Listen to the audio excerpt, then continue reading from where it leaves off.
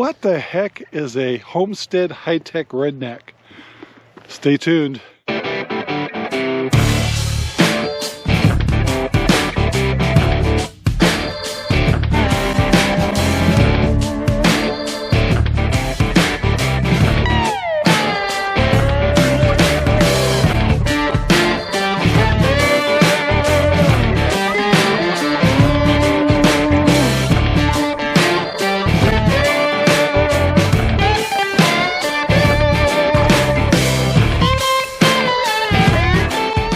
Hi guys, I'm Ranger Rob and welcome to the Ranger Rob Country Living channel.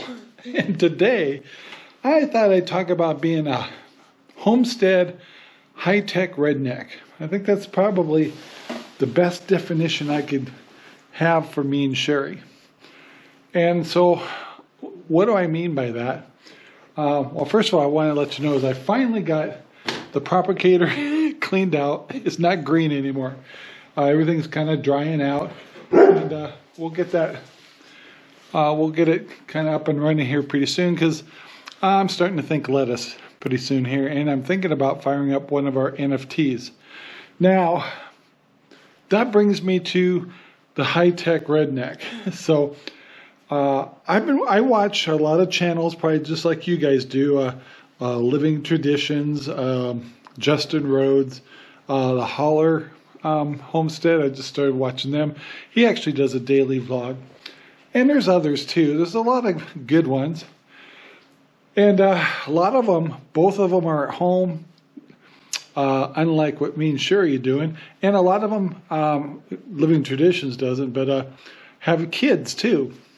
So a lot of people you'll hear like, I quit my job and left the city to be a full-time homesteader, and it comes with sacrifices, but it also pays off to have children that can actually help a little bit on the farm. So in my case, I'm in the green room. This is what we call the green room. And this is where we start all of our plants. And we're starting to get in that mode. But the reason I want to bring up high-tech redneck, and the other part is everybody's scenario is a little different. And I think a lot of them that you see with bigger channels tend to have their families that have children, or really just have a really good knack for making really good videos. And they don't leave the house much. So that's probably the difference between us and, say, the really down-to-earth homesteaders. You'll notice like Justin Rhodes and folks like that, they have their children, and it's you know, life is about that farm every day, and the children too. And when we had a game bird farm and we had our kids with us, I got to thinking back then, for the 6 years we were there, we didn't leave the house much. It was all about taking care of the game birds, and the kids were involved in that, and anything that we did extra was kind of for the kids, but we didn't leave much.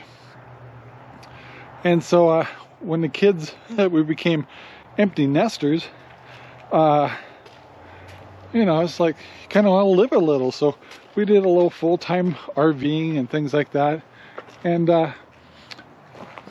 over time, of course we're older now,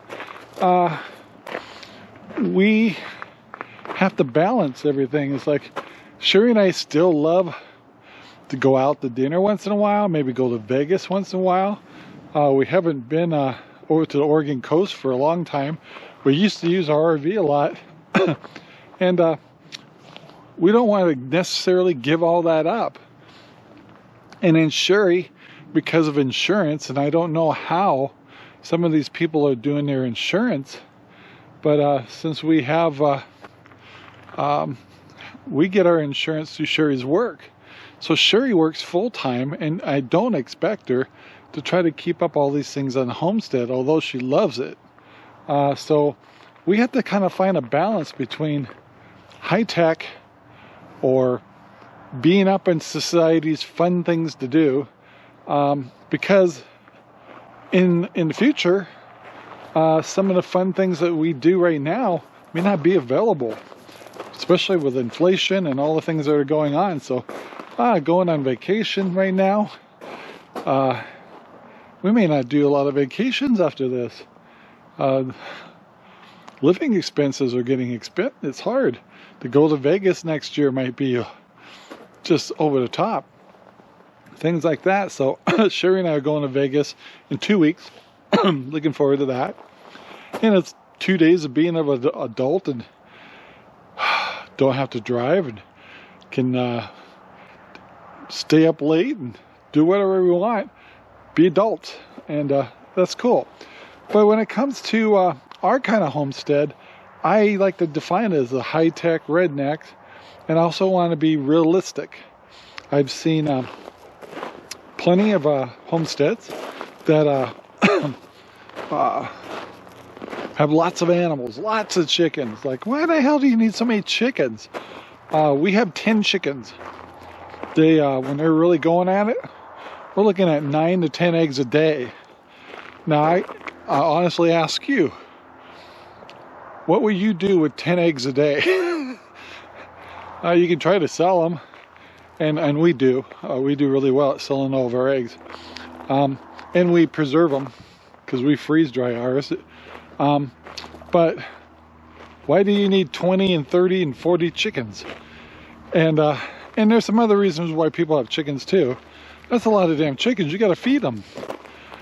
And then some of them have a cow, some have sheep, some have goats, and I don't know. I know a lot of people will raise lamb for meat. Never been a big lamb lover, but what I'm trying to point out is, even at our level, you can do some of the things that they're saying is raise your own food, raise your own animals, get your own meat, and permaculture. So permaculture can be done in different levels. So what we do, and what we are demonstrating right now, we're kind of in the middle of the transition of this one, is we took an area here that was all grass, and we want to convert it to garden. So you guys probably saw in earlier videos, we ran our pigs through here and they tore it up pretty good. Now I'm kind of getting the tractor and trying to get a lot of the sod out of here, and we're going to use some of that sod for filler for plants.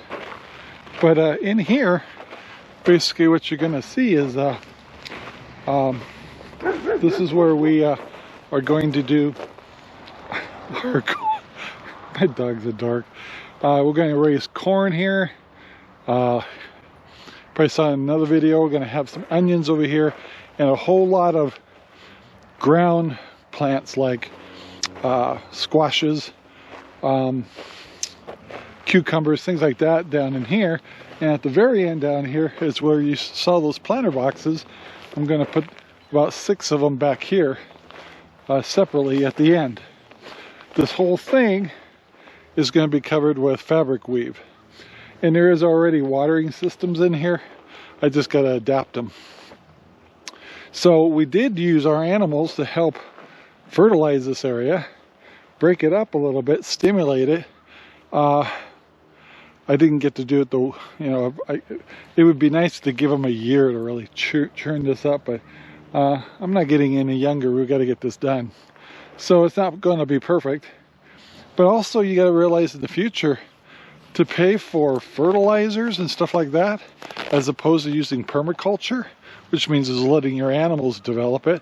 See, the next thing, if I was smart, is take that new chicken shaw I got and let my chickens poop and pee and eat and scratch through here for a little bit before we put the fabric weave on here.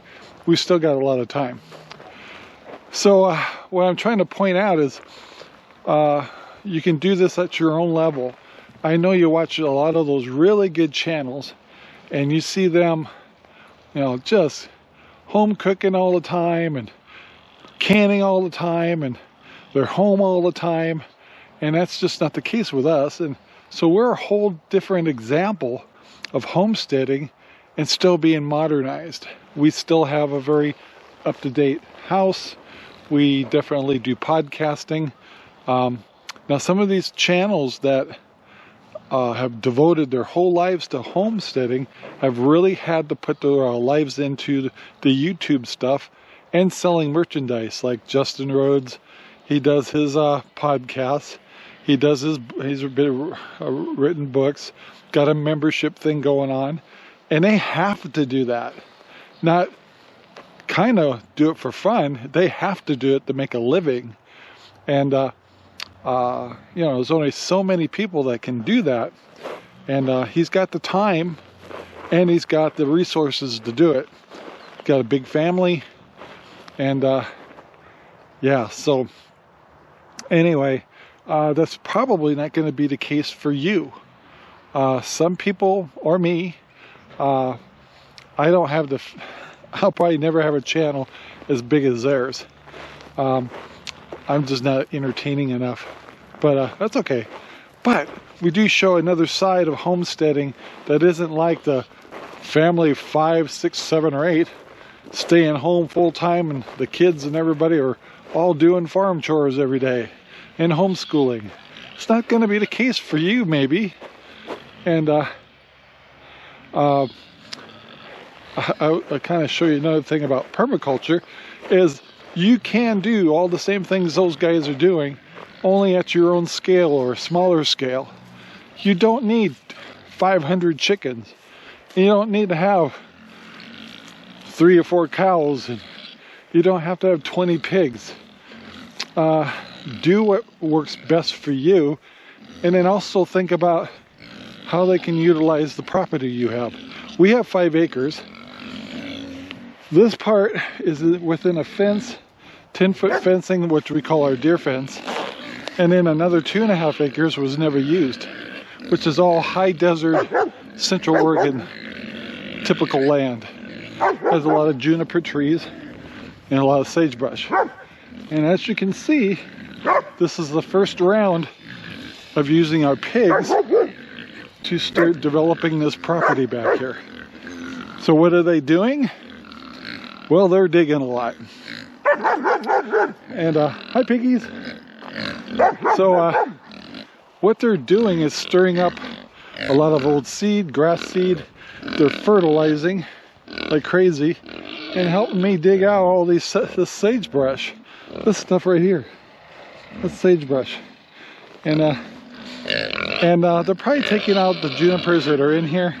But as you can see, we have a lot of great old-time junipers growing on this property. No lack of junipers. But they're doing a good job. And what we want to do is keep moving them through the property and keep knocking it down. Now, we could either have chickens come in behind these pigs, but I don't have that many chickens. Unless I had 50 or 100 chickens. Ain't gonna pay for that. Just remember, every time you have these animals, you gotta feed them. And you gotta feed them and rotate them and fence them and everything else. So, no, there will not be 100 chickens here. And, but I could put chickens in here, but if not, no biggie. But I am gonna plant this with grass seed or rye or whatever I want to do to get this greener. And then maybe someday I might have a single cow or something. I wouldn't do the traditional cows. I would do a stud, 1 or 2 of them, and just, you know, buy them as babies, let them grow up to full size, and then just have them butchered for meat. But hey, I got a whole pig here right now. That's going to be in our freezer pretty soon. And my other 3 pigs are breeders. So these 2 black ones, they're females. They're going to produce babies. My little ginger brown one, that's my boar. And my spotted one back there, Blondie, or Mr. Cow we call him, is going to be our feeder. And here he's getting butchered probably this summer. And so, do I feel guilty about it? No. These pigs are living a good life. And you know, when their day comes, it'll be quick, fast, but I know that they lived a good life. And unlike the commercial pigs and the stuff you get at the store, if you saw how they treated the animals, it'd make you sick. Doesn't happen here. So while I'm here, I gotta feed these guys, and then I will follow up on this video. Alright guys, we got them pigs all fed. The last thing I wanted to kind of point out is what makes our channel a little different than, say, your traditional homestead people that are home every day, the whole family, is we also like innovation. And so our channel, we're discovering the world of hydroponics. So everything's shut down right now, but we're slowly but surely getting closer. These are our NFT systems, which just made a killing last year. And we had to learn a few things about how to run these in Central Oregon based on the weather, and how to deal with hot weather when it came. That's where the big loops came in. We tried hydroponic corn, where we literally planted in the ground, but inserted hydroponic fluid into them, and they did great. And then of course we built the greenhouse here and utilized 2 different types of hydroponics, which is all shut down right now. Is we did the floating rafts in the back, and we did the Dutch buckets for tomatoes. Now if you want to see our success with that, just go to last summer's videos. Right now everything's slowly getting ripped out. We're slowly sanitizing the whole place. The plates have been taken out of here. All the buckets are empty. All the perlite's getting cleaned. And this will be back up and running by May probably, if not sooner. And all sanitized and all ready for a whole new year. And we enjoy the hydroponics because of the fast growing and dealing a lot less with soil and preparing soil. I also forgot to talk about the hydroponics we do with our strawberries, which we do the growing towers.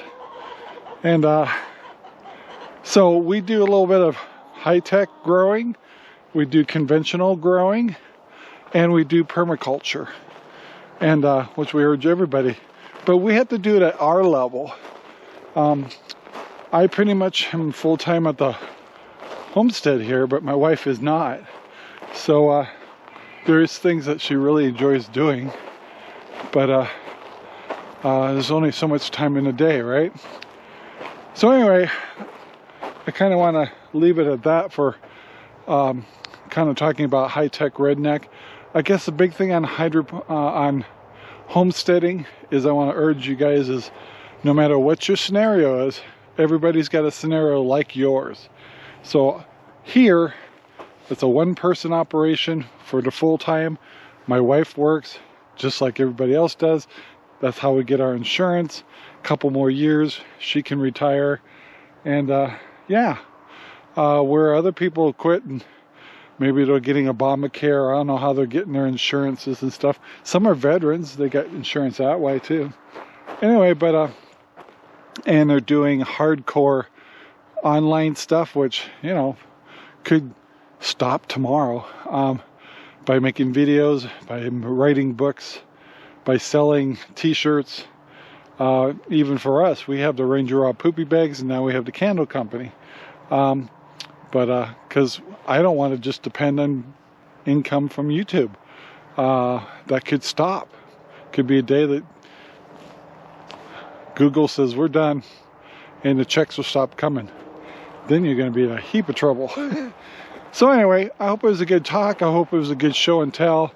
Also, I had some empty water back there, so I got to turn on the water and water the pigs. But we show the pigs a lot on our channel, so we're kind of not doing it so much in this one. So guys, thank you very much for watching. Please keep the faith. Please try homesteading or being more self-reliant, self-sufficient, and do it your way. Do it on what you can do. Even a lot of things I probably showed you here, it might be a lot more than you can actually pull off. And that's okay. You don't need 5,000 chickens. You don't need 20 pigs, and you don't need a half a dozen cows. Do it. Or, you know, same thing with rabbits. And you don't have to have all the animals they show you either. You don't have to have goats and lambs and rabbits and things like that. Do what you want to manage, because every animal you bring onto your homestead is resources that need to be fed and taken care of. And also depends on your budget. Even to have hydroponics, there's a cost of buying nutrients to keep them running. It's still cheaper than conventional. Anyway, and it's fun. So guys, have a great day. Thanks for watching. Please leave your comments below. Don't forget to like, subscribe, and share our videos all over the whole wide world. Really helps us out. Have a great day, guys. Bye now. Our videos are made possible by Ranger Rob Poopy Bags, available at Amazon right now. Thank you very much for watching our video. Please take the time to like, subscribe, and share our videos all over the whole wide world. Thanks.